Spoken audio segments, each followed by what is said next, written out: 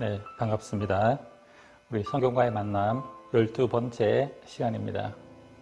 우리가 성경과의 만남을 통해서 하나님과의 조금 더 깊은 만남을 가지기를 원합니다.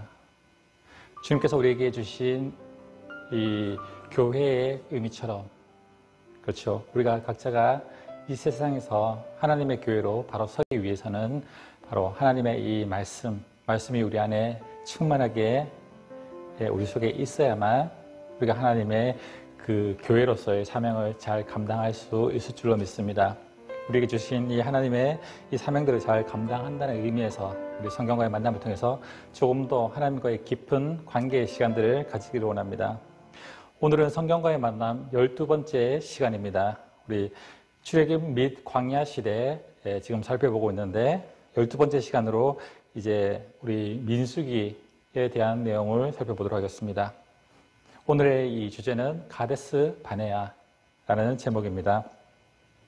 우리 출애굽기 이후에 나오는 책이 바로 레위기인데 우리 성경과의 만남은 이 시대적인 역사적인 순서대로 이렇게 흘러가기 때문에 레위기의 사건은 다루지 않고 있습니다. 그래서 잠깐 이 레위기에 대해서 살펴본다면은 레위기는 이 모세를 통해서 하나님께서 애굽에서 출애굽시킨 이후에 광야에서 이제 지내면서 광야 40년의 시간 동안 생활할 때 필요한 이 제사의 방법들 그리고 생활에서 필요한 각종 규례 등을 적은 것이 바로 이 레위기의 책의 내용입니다.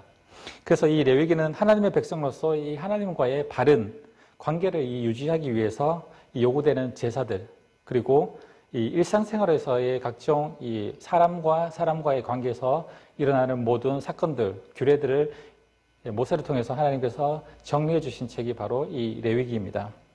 그래서 이제 성전에서 맡은 성전의 일을 하는 사람들의 족속이 뭐죠? 바로 레위 족속이죠.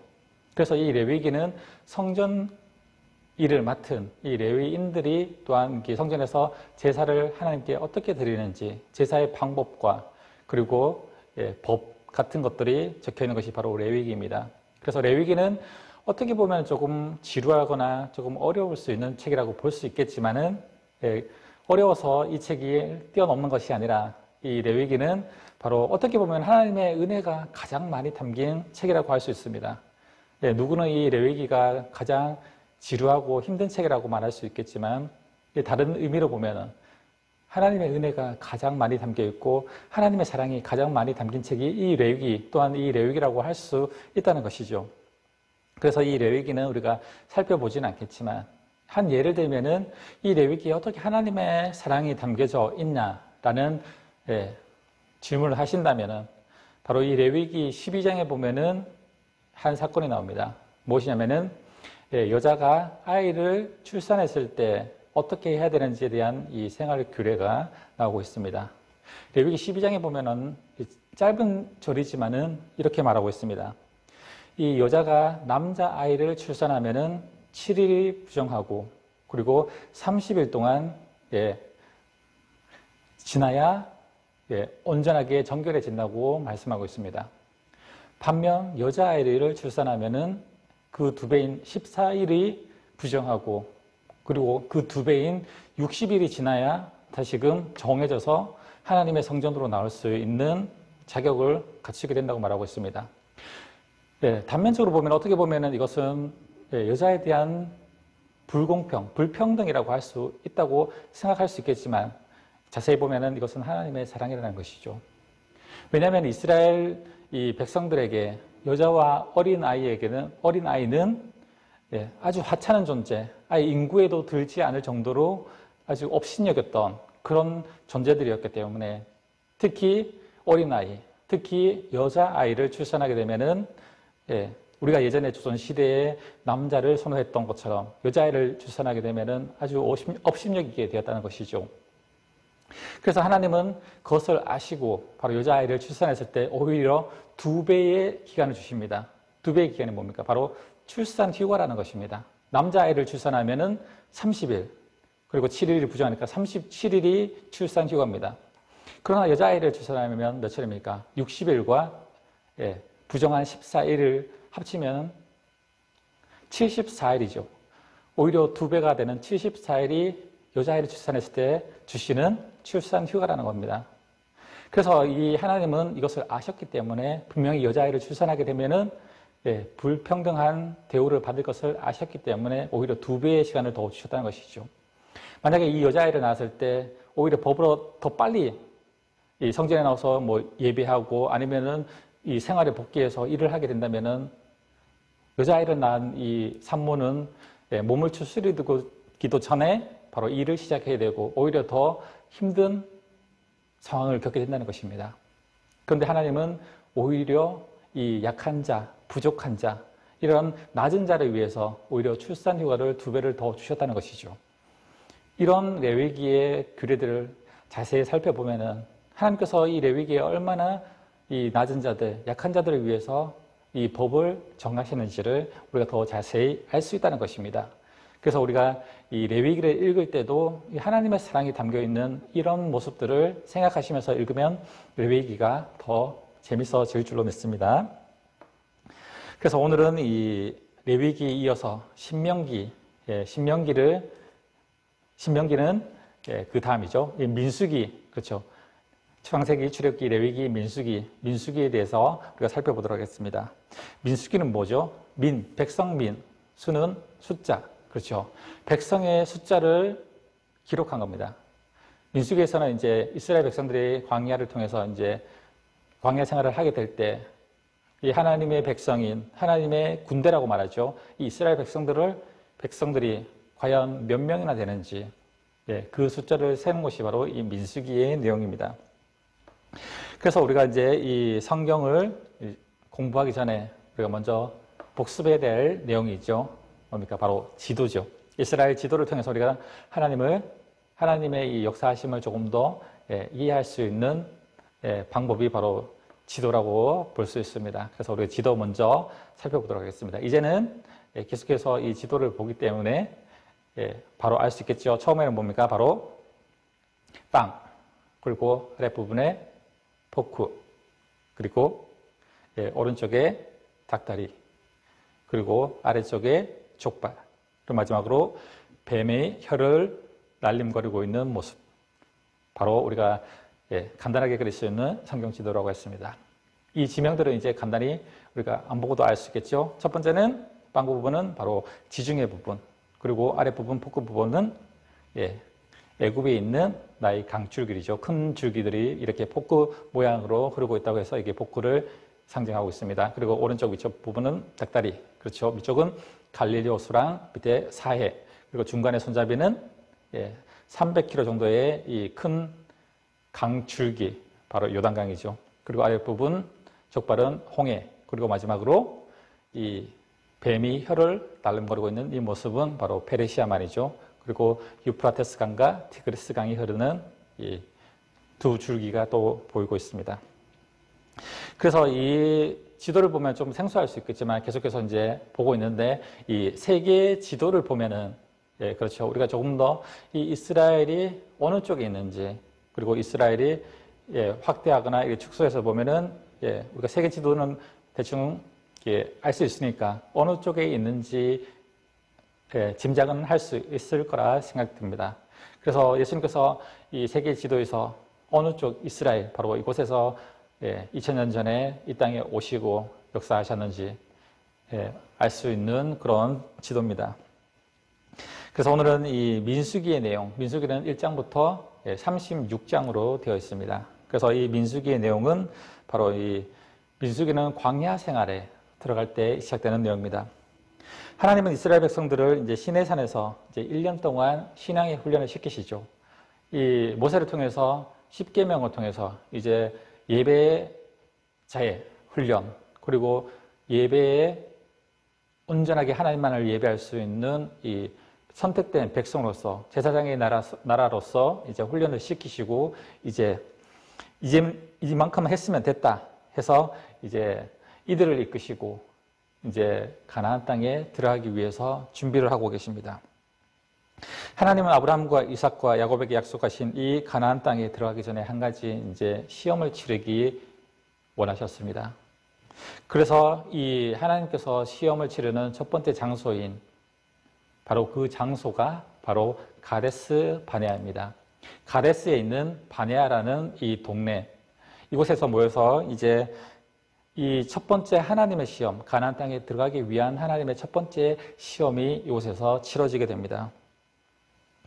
그래서 이 가나안 땅 정탐을 위해서 바로 이 가데스 바네아에 모여서 이들을 시험하시는데, 이 가데스 바네아에는 이 사막과 같은, 그렇죠, 이 시나이 반도에 보면은 거의 다 사막인데, 이 사막과 같은 이곳에서 가데스 바네아는 거의 유일하게 오아시스, 사막에 있는 오아시스, 이 풀숲이 있고 물이 있는 이 요충지, 전략의 요충지라고 할 수 있는 곳이 바로 이 가데스 바네아입니다.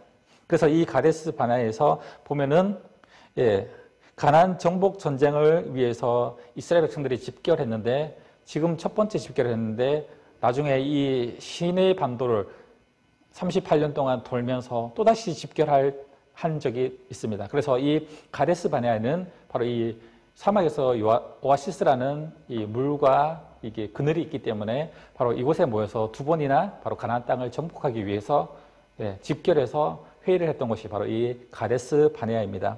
그래서 우리가 이 가데스 바네아는 기억해야 된다는 것이죠. 왜냐하면 하나님의 첫 번째 시험이 이곳에서 치러지고 있기 때문입니다. 그래서 하나님은 이제 민수기 11장과 12장에 보면은 이제 이스라엘 백성들을 가데스 바네아로 이끄시는 장면이 나옵니다. 그런데 하나님께서는 이 이스라엘 백성들을 시험하기 위해서 구름 기둥과 불 기둥을 통해서 이 광야에서 가데스 바네아로 인도하시는데, 가는 도중에 이스라엘 백성들이 원망하기 시작합니다. 왜냐하면은 하나님께서 날마다 만나를 통해서 이들을 먹여주셨지만 이제 만나가 먹기 싫다는 것입니다. 지겨워진 것이죠. 매일 똑같은 음식을 먹으니까 이제 만나가 지겨워지는 겁니다. 불평하기 시작하면은 이제 자기에게 부족한 것이 보이기 시작한다는 것이죠. 하나님이 주신 이 만나를 통해서 날마다 생명을 연장시키고 죽지 않을 이 음식을 주심에도 불구하고 이스라엘 백성들은 원망하기 시작한다는 것입니다. 왜 그럴까요? 이제 만나가 먹기 싫다는 것이죠. 그리고 고기를 달라는 겁니다. 이제는 고기가 먹고 싶다는 것이죠. 애굽에 있었을 때는 그래도 종이었지만 고기를 먹었던 그 기억 때문에 이 고기 맛이 그리워졌다는 것입니다. 그래서 이스라엘 백성들을 이렇게 원망할 때 하나님은 이 모세에게 명령해서 어떻게 하십니까? 이제 만나뿐만 아니라 이 바람을 통해서 메추라기 이 새를 이 이스라엘 백성들에게 보내셔서 이제 고기를 먹게 하시는 장면이 나옵니다. 그것도 얼마만큼입니까? 하루 분량도 일주일 분량도 아닌 한 달 동안 먹을 수 있을 만큼 바로 이 메추라기를 통해서 한 달 동안 고기를 먹는 또한 이런 은혜를 주셨습니다. 그럼에도 불구하고 이스라엘 백성들은 또 원망하기 시작한다는 것이죠. 자기에게 가진 것에 만족하지 못하게 되면 바로 이렇게 하나님을 계속 원망하게 됩니다. 끝이 없다는 것입니다. 그렇죠. 이스라엘 백성들이 이 만나에 만족했다면 원망하지 않았겠죠. 고기를 먹었으면 이제는 더 원하는 것이 또 생겼을 것입니다. 부족한 것이 생기면 바로 하나님을 원망하고 죄를 짓게 된다는 것이죠. 우리가 이 앞에서도 봤듯이 아담과 하와도 마찬가지죠. 이 아담과 하와가 살았던 이 에덴 동산에는 수많은 과일과 엄청난 먹을 것들, 이 수없이 널려져 있었지만 그럼에도 불구하고 아담과 하와가 선악과를 따먹은 이유가 무엇입니까? 수천 가지, 수만 가지의 이 과일과 먹을 것들을 놔두고 단 한 가지 선악과, 그것만 하나님이 먹지 말라고 했음에도 불구하고 그것만 쳐다보게 되니까 범죄를 하게 된다는 것이죠. 또한 이 뱀을 통해서 이 아담과 하와에게 부족한 것을 느끼게 만들어졌다는 것이죠. 부족한 것이 무엇입니까? 자신들이 하나님처럼 되는 것. 그것만 먹으면 하나님처럼 될 수 있다는 그 유혹에 바로 자신들에게 부족함이 생기니까 그 부족한 것을 채우기 위해서 범죄하기 시작한다는 것입니다. 자신들에게 있는 것을 만족하지 못하면 이렇게 이스라엘 백성들처럼 아담과 하와처럼 바로 범죄하며 하나님을 원망하기 시작한다는 것이죠. 그래서 우리의 삶에 있는 이 모든 것들, 우리에게 지금 있는 것들에게 만족할 수 있는 그런 믿음, 우리에게 있어야 된다는 것이죠. 근데 이 D 사건 이후, 이 만나와 메추라기 사건 이후에 또한 이 이스라엘 백성뿐만 아니라 이 모세와 가장 가까운 사람이 또 반역하게 되는 사건이 일어납니다. 그게 누굽니까? 바로 모세의 누이였던 미리암이죠. 미리암이 모세에게 반격을 합니다. 미리암은 누굽니까? 바로 이 모세가 이 갈대 상자에 어렸을 때 갈대 상자에 담겨서 이 강에 떨어졌을 때 강에 떨어져서 이렇게 흘러갈 때 그것을 지켜보고 바로 이 친어머니인 유모 소개시켜줬던 바로 그 누이가 모세의 누나가 바로 이 미리암이죠. 그런데 미리암이 모세에게 대들고 있습니다. 그렇죠. 우리 신약에서 보면은 원수가 누굽니까? 예수님께서 말씀하신 신약의 말씀에 보면은 원수는 자기 집안 식구라고 말하고 있습니다. 가장 가까운 사람이 나를 하나님과 멀어지게 할 수 있다는 것이죠. 왜냐하면 가장 가까웠기 때문에 가장 서스름 없이 말하기 때문에 그렇습니다. 왜냐하면 모세가 이제 구스 여자를 취한 사건이 나옵니다. 민수기 12장 1절에서 보면은 그것 때문에 이 미리암이 바로 모세에게 불만을 토로합니다. 구스 여자는 구스 쪽은 약간 지금 이 흑인 쪽 여자이기 때문에 아마 이게 피부색이나 뭔가 이렇게 약간 천한 여자라고 생각을 했을 수도 있습니다. 그래서 이 누나 미리암이 옳게니까 이 동서가 이 약간 이렇게 낮은 신분의 사람이 오는 것이 싫었나 봅니다. 그래서 그것에 대해서 이 모세에게 불평을 토합니다. 아니면 평소에 이 모세에게 불만이 있었을 수도 있습니다.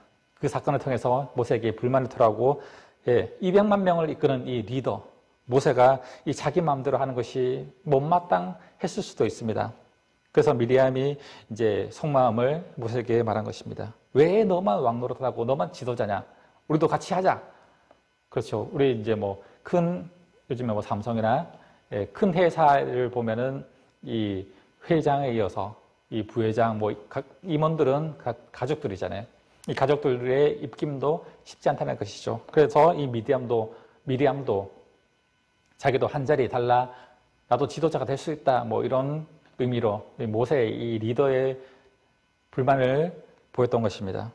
그래서 하나님은 이 미리암에게 어떤 징벌을 내리시죠? 바로 문둥병을 내리십니다. 문둥병을 통해서 이 미리암에게 모세 지도자에게 대적한 이 징벌을 내리십니다. 미리암은 이 아론의 요청으로 모세가 이 중보 기도를 해서 문둥병이 고쳐지기는 했지만 결국 시름시름 앓다가 미리암은 죽고 맙니다. 바로 영적인 지도자에 대해서 하나님께서 세우신 이 모세에 대해서 반역을 했을 때 가족임에도 불구하고 미리암은 바로 하나님의 징벌을 받게 되었다는 것이죠. 이어서 나오는 사건은 민수기 13장과 14장 내용이죠. 이제 가나안을 정탐하는 내용입니다. 이 가나안을 정탐하기 위해서 이제 모세는 12명의 정탐꾼을 세웁니다. 12명의 정탐꾼을 이제 가나안 땅, 이 가데스 바네의 위쪽 부분을 보면은 이제 다 가나안 땅이죠. 이 가나안 땅을 40일 동안 정탐을 하게 합니다. 그렇죠. 그래서 정탐에서 이제 돌아온 이 12명의 정탐꾼들은 이렇게 말합니다. 민수기 13장 33절에 보면은 거기서는 네피림 후손인 이 아낙 자손들의 거인을 보았나니 우리가 스스로 보기에는 메뚜기 같다. 우리는 그들과 싸워서 이길 수 없다라고 말한 이 10명의 정탐꾼 지도자들, 대표들이 있었습니다. 이들의 눈에는 이 가나안 백성들이 너무나 두렵게 보였다는 것이죠. 우리가 올라가서 그들을 칠 수 없다. 전쟁을 치르면 우리는 분명히 질 것이 분명하다라고 이들은 말하고 있습니다. 그런데 이 정탐꾼들 중에 딱 2명은 긍정적인 보고를 합니다. 그게 누굽니까? 바로 여호수아와 갈렙이죠. 이스라엘 온 회중에게 이르되 이렇게 말합니다. 여호수아와 갈렙은 우리가 두루 다니며 정탐한 땅은 심히 아름다운 땅이다. 여호와께서 우리를 기뻐하시면 우리가 그곳에 인도될 수 있다. 그리고 그 땅을 우리에게 주시리라. 과연 이 가나안 땅은 젖과 꿀이 흐르는 땅이다. 다만 여호와를 거역하지 말라. 중요한 대목이죠. 그 땅 백성을 두려워하지 말라. 그들은 우리의 먹이라, 우리의 밥이다 라고 말하고 있습니다. 그들의 보호자는 그들에게서 떠났고 여호와는 우리와 함께 계시느니라 라고 두려워하지 말라고 말하고 있습니다. 이 대목이 어디에서 많이 봤던 대목입니까? 그 뒤쪽에 나오면은 우리 다윗과 골리앗에서의 이 싸움에서 바로 이 나오는 이 다윗의 고백과 비슷한 대목이죠. 하나님이 우리와 함께 하시면 그들은 우리의 밥이다. 하나님이 함께 하시는데 이 전쟁에서 이길 수 있다. 그들의 겉모습만 보고 두려워하지 말라는 것이죠. 다윗도 마찬가지입니다. 저 골리앗을 봤을 때 이 골리앗과의 싸움은 절대로 이길 수 없는 싸움이지만 하나님이 나와 함께 하시니까 이길 수 있다라는 그 믿음이 있었다는 것이죠. 바로 이 믿음은 지금 갈렙과 여호수아와 갈렙만이 가지고 있었다는 것이죠. 10명의 지도자들은 눈으로 봤던 이 가나안 땅의 이 거인과 같은 엄청난 그들의 이 모습을 보고 겁을 먹고 전쟁을 포기하게 됩니다. 그런데 더 나가서 어떡합니까? 갈렙과 여호수아와 갈렙이 이렇게 할 수 있다라고 보고를 하니까 이제는 이 이스라엘 백성들이 돌로 쳐 죽이려고 합니다. 왜 우리를 저들과 싸우게 만들어서 우리를 죽게 만들려고 하느냐? 그렇죠. 바로 아직까지 이스라엘 백성들은 하나님의 이 시내산에서 율법의 훈련, 제사장의 백성에 대한 이 훈련을 받았음에도 불구하고 아직까지 온전한 믿음, 온전한 하나님의 백성으로 세워지지 못했다는 것을 잘 볼 수 있습니다.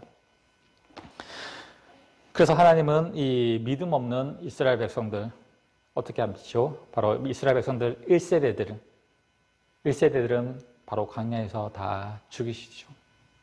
그래서 이 이스라엘 백성들이 바로 이 12명의 정탐꾼이 가나안 땅 정탐한 40일, 그렇죠? 40일 하루를 1년으로 계산해서 이 이스라엘 백성들을 광야에서 다시금 40년 동안 광야에서 훈련하게 만드셨다는 것입니다.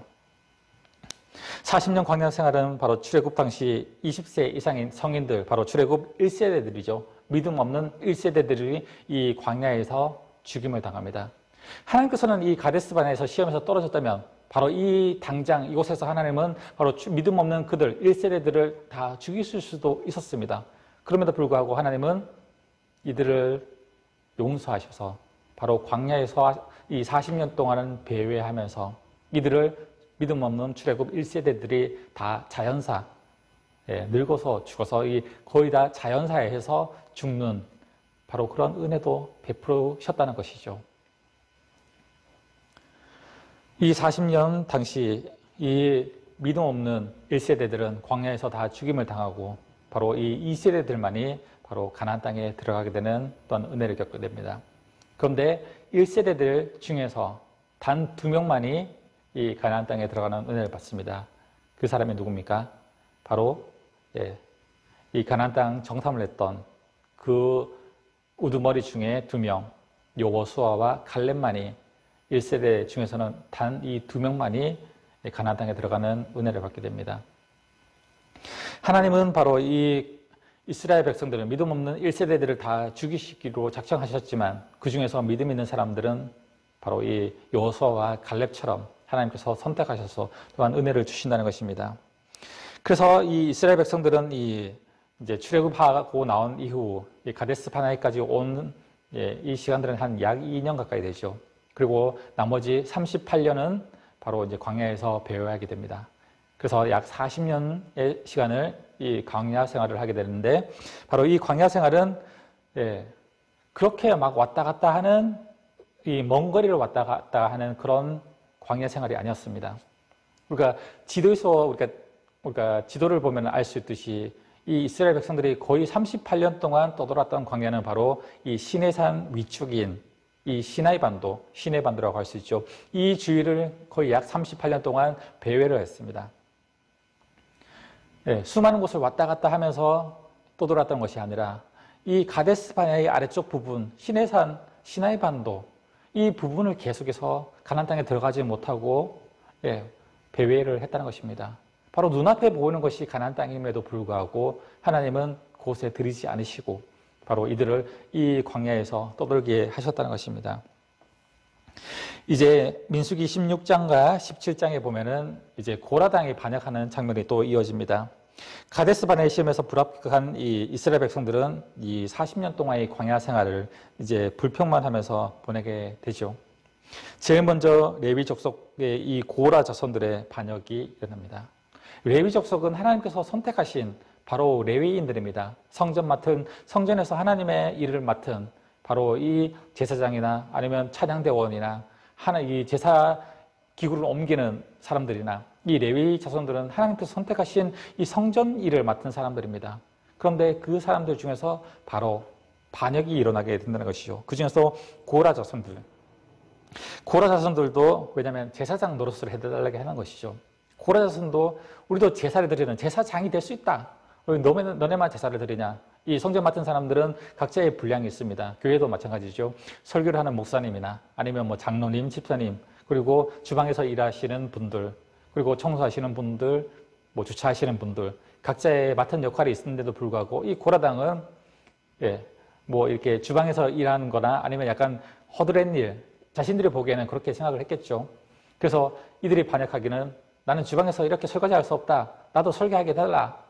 나도 제사장이 될 수 있다라고 바로 이 모세에게 반역을 합니다. 그런데 모세가 말하죠. 너희는 왜 이 하나님께서 말씀하신 하나님의 일에 참여하고 있는 하나님의 백성으로서 하나님의 일에 참여하고 있는데 왜 그 직분을 왜 가볍게 여기고 있냐라고 보는 것이죠. 그래서 왜 제사장직을 요구하냐라고 말하고 있습니다. 바로 이 제사장직은 사람이 선택하는 것이 아니라 하나님께서 선택하신 사람을 세우는 것이 제사장직이죠. 물론 요즘 시대도 마찬가지죠. 이 목사라는 직분, 하나님께서 사명을 주시고 소명을 주시고 세우신 직분인데 일반 성도들 중에서는 그렇게 생각할 수 있죠. 왜 너만 설교하냐? 나도 할 수 있다. 성경 공부 많이 하고 성경의 지식을 많이 아는 뭐 일반 성도들 중에서 그렇게 말할 수도 있습니다. 하지만 이 직분은 하나님께서 세우시는 거기 때문에 지금 고라당은 바로 자신들의 이 하찮다고 여겨지는 이 직분을 바로 업신여기게 됐다는 것이죠.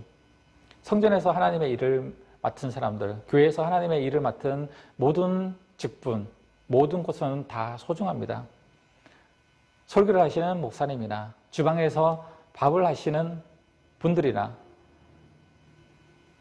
그 사명은 다 똑같습니다. 무엇이 중요하고 무엇이 하찮은 것이 없습니다.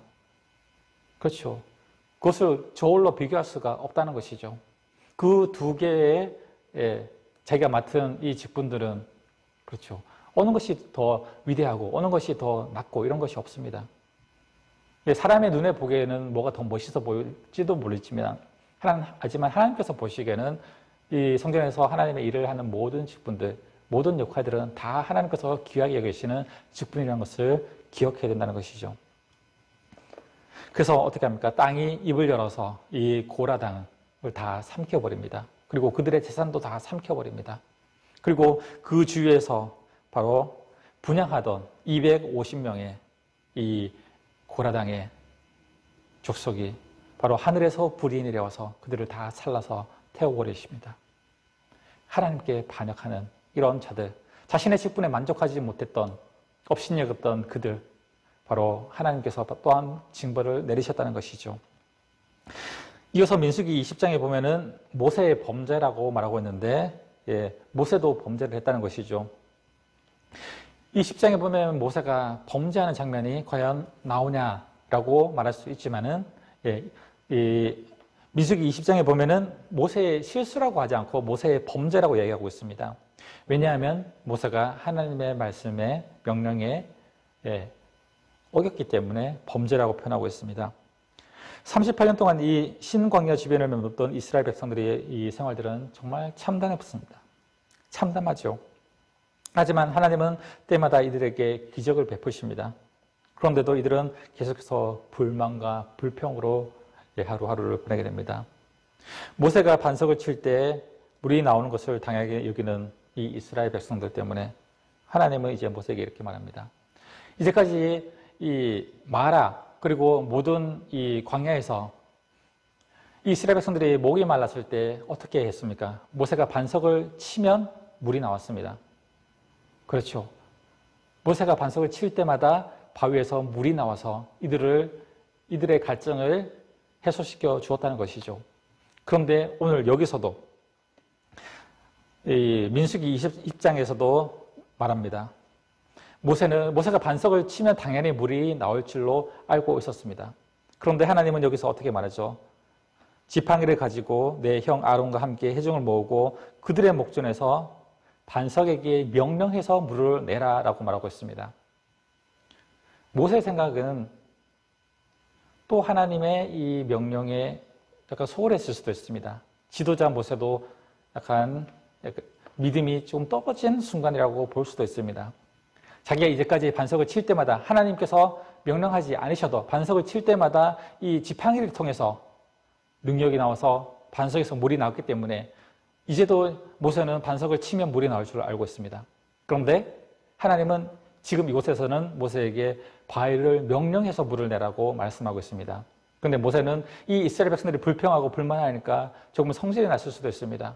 그래서 똑같이 자신이 가진 이 지팡이로 반석을 치면 물이 나올 거라고 생각하고 하나님의 명령에 거부하고 자신이 이 지팡이를 가지고 반석을 2번 칩니다. 그럴 때 물론 물은 나왔지만 하나님은 바로 이 모세의 범죄, 하나님의 말씀에 거역한 범죄라고 합니다. 그렇죠. 하나님의 말씀에 순종하지 않았기 때문에 바로 이 모세가 하나님의 말씀에 순종하지 못했기 때문에 거역했기 때문에 하나님은 모세에게 또 이렇게 말씀하시죠. 너는 내 명령에 순종하지 않았기 때문에 너는 가나안 땅에 들어가지 못한다. 너무 가혹하죠. 이제까지 이 40년 동안을 이 200만이 넘는 이스라엘 백성들을 인도하고 하나님의 백성들을 이 가나안 땅에 들여보내기 위해서 그렇게 수고하고 노력한 이 모세가 그 축복의 땅 가나안 땅에 들어가지 못하고 자기는 이 광야에서 죽게 된다는 이 사실을 알았을 때 얼마나 마음이 아팠을 것입니까? 이 단 한 번의 이 하나님의 명령에 순종하지 못한 이 사건들 때문에 이스라엘 백성들이 이렇게 순종하지 못해서 자신들에게 반역하고 불평했던 이 모습 때문에 모세가 화가 나서 하나님의 명령에 순종하지 못했던 이 사건들 때문에 그렇죠. 바로 비록 모세는 자신은 들어가지 못하지만 또한 모세는 하나님이 자신의 목숨을 거둬가시는 순간까지 하나님을 원망하지 않고 이스라엘 백성들을 가나안 땅 직전 바로 이 우리가 알고 있는 이 닭다리 부분이죠. 갈릴리 호수와 사해를 잇는 이 요단강 오른쪽 동편 이 가나안 땅이 보이는 저 멀리 강만 건너면은 가나안 땅 바로 앞에 가나안 땅이 보이는 이곳에서 모세는 마지막 숨을 거두게 됩니다. 가나안 땅에 들어가지 못하고 눈으로만 저 멀리 가나안 땅을 바라보며 얼마나 그토록 가고 싶었던 이 가나안 땅인데 하지만 모세는 그 직전까지 자기가 목숨을 다하는 그날까지 바로 이들을 이끄신다는 것이죠. 이어서 이 모세는 이 가데스 바네아를 통해서 가데스 바네에서 시험에서 떨어져서 이제 오른쪽 통해서 이제 올라갑니다. 이곳이 어디냐면은 사해 밑에 있는 바로 사해 밑에서부터 시작되는 이 왕의 대로라고 합니다. 왕의 대로는 이 시대에 무역 상인들이 가장 많이 다녔던 이 큰 대로들 바로 길이 잘 닦여져 있었기 때문에 이 다메섹까지 이어지는 그렇죠. 이 바울이 올라갔던 이 저 위쪽 갈릴리 호수 위쪽 부분에 이 다메섹까지 이어지는 이 왕의 대로 이 길들을 통해서 이제 가면은 가나안 땅에 조금 더 빨리 갈 수 있기 때문에 이곳을 통과하려고 합니다. 그런데 이 왕의 대로 밑에 보면은 이 사해 밑에 보면은 에돔 족속이 살고 있었습니다. 에돔은 바로 붉다는 뜻이죠. 이 야곱의 형 이 에서의 후예들이 바로 이 에돔 족속인데 이 홍해 옆에 있는 이 아카바만에서 에돔을 거쳐서 갈릴리 호수 북쪽에 있는 수리아의 이 다메섹까지의 도로가 이어지는데 바로 이곳을 왕의 대로라고 하죠. 그래서 중동 지방의 모든 물건들은 바로 이 왕의 대로를 거쳐서 이 홍해를 통해 이 무역이 이루어졌는데 이 왕의 대로를 통해서 바로 이 가나안 땅에 가는 바로 지름길이었기 때문에 바로 모세는 이 이스라엘 백성들을 이곳을 통해서 이끌려고 합니다. 그런데 에돔 왕이 이 땅을 지나가기를 거부합니다. 예, 이 전쟁이 일으킬 수 있는 바로 그런 지나가기만 해봐 바로 너희들과 전쟁을 치를 거다. 이 에돔 왕이 그렇게 말하죠. 예, 모세는 바로 산중에 상륙됩니다. 이스라엘 백성들은 거부하고 자신이 가장 믿었던 누나 미리암도 자신에게 반역을 하고 고라당도 레위 족속인 고라당도 반역하고 이 모세는 바로 이런 힘든 시간들을 다 겪고 있습니다. 그런데 바로 이곳에서 모세의 대변자 노릇을 했던 바로 자신의 형 아론도 여기서 목숨을 다하고 죽게 된다는 것이죠. 그래서 하나님은 모세가 의지하는 모든 것들을 남기지 않고 바로 다 걷어가셨습니다. 그래서 믿음 없는 1세대들은 이 광야에서 죽게 되는데, 이제 믿음의 2세대들, 이제 교체되는 사건들이 이제 이어지고 있습니다. 민수기 21장 4절에서 9절에 보면은 이제 불뱀 사건이 나옵니다. 이제 광야에서 이제 생활하던 이 이스라엘 백성들에게 전환점이 되는 큰 사건이죠. 이 불뱀 사건을 통해서 이스라엘 백성들 중에 많은 숫자의 사람들이 죽게 됩니다. 이 이제 이스라엘 백성들이 광야에서 하나님 왜 우리를 광야에서 이렇게 또 물도 없고 먹을 것도 없는 이 광야에서 우리를 힘들게 만듭니까? 그래도 애굽에서 살 때는 고기도 먹고 부추도 먹고 마늘도 먹고 먹을 것도 많았는데 왜 우리가 광야에서 이렇게 죽게 만듭니까? 또 원망하기 시작한다는 것이죠. 모세도 앞이 깜깜해집니다. 이때 하나님께서는 광야 한가운데 이 불뱀을 보내서 믿음 없는 하나님을 원망하는 사람들을 다 물게 하십니다. 백성들이 고쳐달라고 합니다. 이 불뱀, 광야의 불뱀은 우리 독사같이 아주 독이 많은 뱀이죠. 입에서 불이 나온다고 해서 불뱀이 아니라 불뱀은 뱀의 한 종류입니다. 이 독이 있는 이 불뱀에게 이스라엘 백성들이 물리게 하시죠. 그래서 이 백성들을 위해서 또 모세는 중보기 들어갑니다. 그러자 하나님은 모세에게 명령하십니다. 놋뱀을 만들어서 이스라엘 백성들 한가운데 세워놔라. 그래서 이 놋뱀을 쳐다보는 자는 다 불뱀에서 물린 자라. 누구든지 다 다시 낫게 된다라고 바로 명령을 하십니다. 이 놋뱀은 바로 우리가 잘 알듯이 바로 십자가의 사건의 예표라고 할 수 있죠. 쳐다보는 자는 누구든지 구원을 받는다. 이 불뱀에게 물린 사람들 중에 의심을 했던 사람들도 있을 것입니다. 설마 저 놋뱀을 쳐다보면, 놋으로 만들어서 저 지팡이처럼 이렇게 세워진 저 놋뱀을 쳐다보면 설마 뱀에게 물렸는데 나을까라고 의심을 했던 사람들도 있을 것입니다. 그런데 의심을 하면서도 그 놋뱀을 쳐다보던 사람들은 다 낫게 되었다는 것이죠. 바로 이것이 십자가의 은혜입니다. 우리 마음속에 조금의 의심은 있을 수도 있습니다. 과연 인간이 예수 믿는다고 구원을 받을 수 있을까? 예수님께서 우리를 위해서 돌아가셨다는 것을 믿고 하나님이 우리의 아버지라는 것을 믿는다는 그 믿음 하나 때문에 우리가 천국 갈 수 있을까라고 의심할 수 있습니다. 하지만 이 믿음은 바로 이 놋뱀처럼 쳐다보는 자는 누구든지 구원을 받는다. 예수님을 믿는 자들은 누구든지 구원을 받는다는 것이죠. 구원은 바로 우리의 행위와 우리의 행실로 통해서 구원을 받는 것이 아니라 믿음 그 하나라는 것입니다. 로마서 말씀처럼 오직 의인은 믿음으로 말미암아 살리라. 의인이 될 수 있는 조건은 단 하나, 행실이 아니라 행동이 아니라 바로 하나님을 믿는 믿음이라는 것입니다.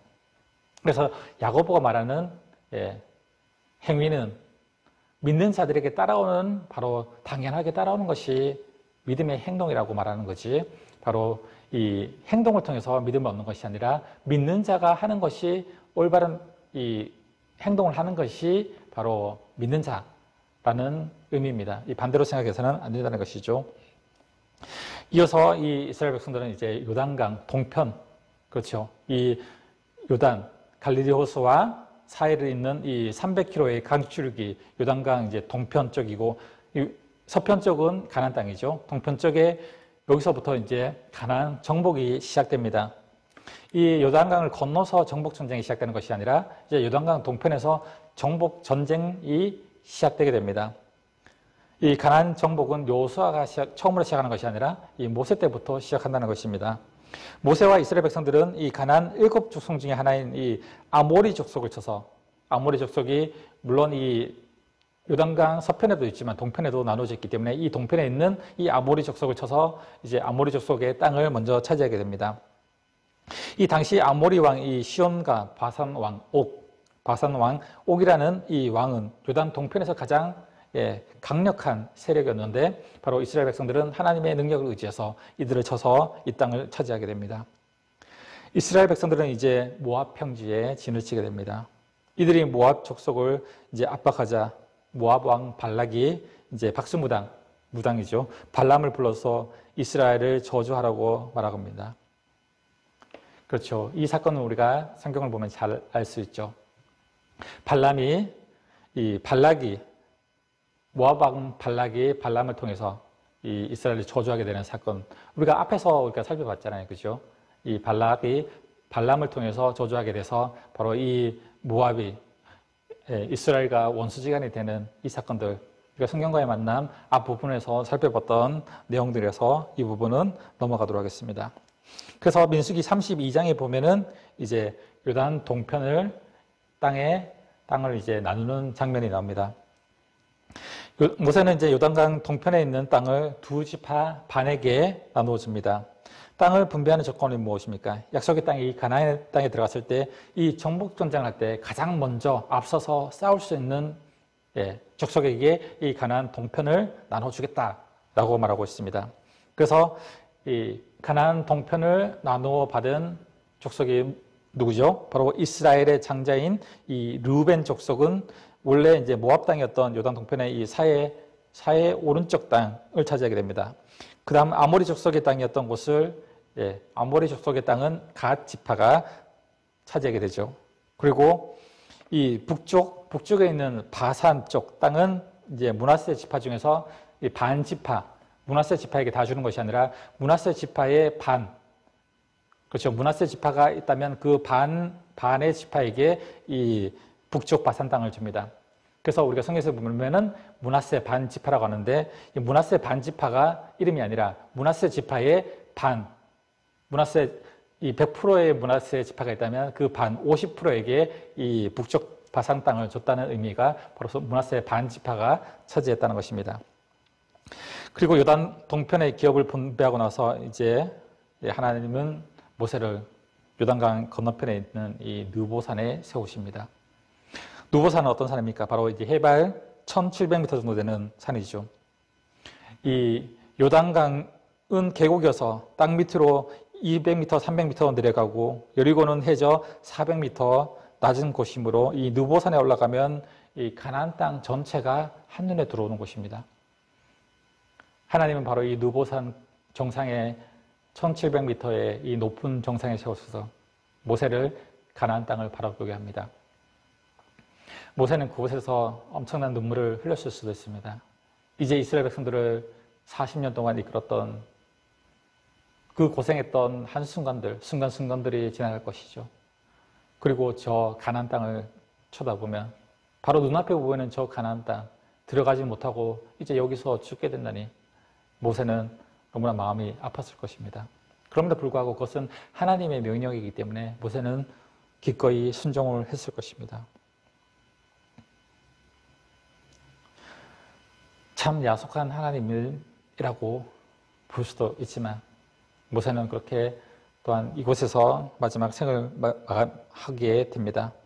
모세는 이제 산을 내려와서 하나님의 말씀, 율법을 설명하는 이제 신명기를 쓰게 되죠. 바로 이 민수기에 이어서 민수기 신명기까지가 이제 모세 오경이죠. 모세가 쓴 다섯 권의 책이라서 창세기, 출애굽기, 레위기, 민수기, 신명기, 이 모세 오경 중에 마지막 부분인 이 신명기를 이제 모세가 느보산에서 내려와서 마지막 이 모압 평지에서 이들에게 설교를 하는 장면, 이것이 모세의 마지막 설교입니다.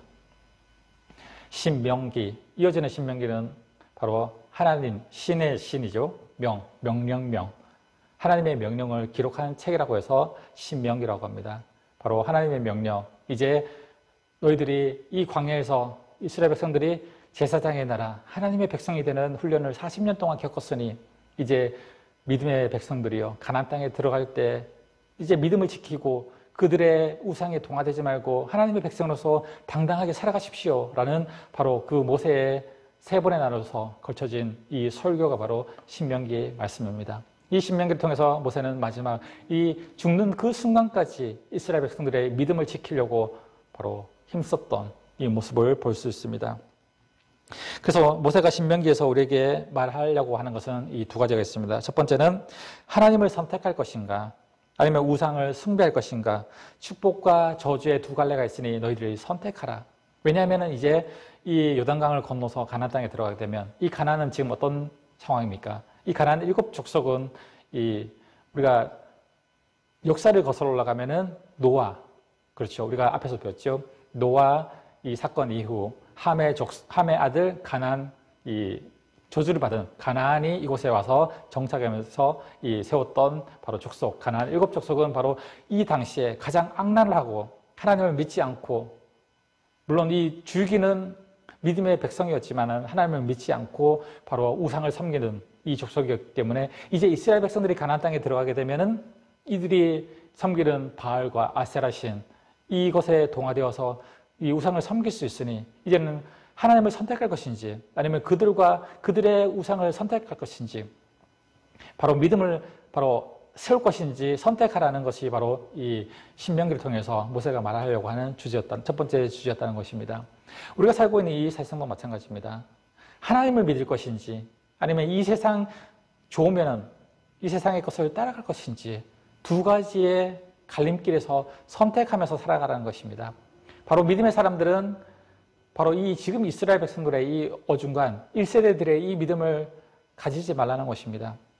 하나님에게 축복도 받고 싶고 세상의 것도 원하고 세상의 물질도 좋고 명예도 좋고 세상의 것들도 좋고 하나님이 주시는 축복도 받고 싶고, 그 둘 사이에서 하나님이 좋으면 하나님께로 가고 또한 한 주 동안 살 때 세상의 것들을 즐기면서 그것도 누리면서 살고 싶고, 두 사이에서 계속 왔다 갔다 하는 것이죠.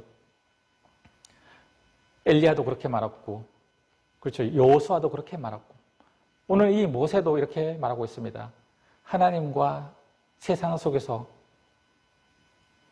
갈등하지 말고 한 가지를 선택하라는 것입니다.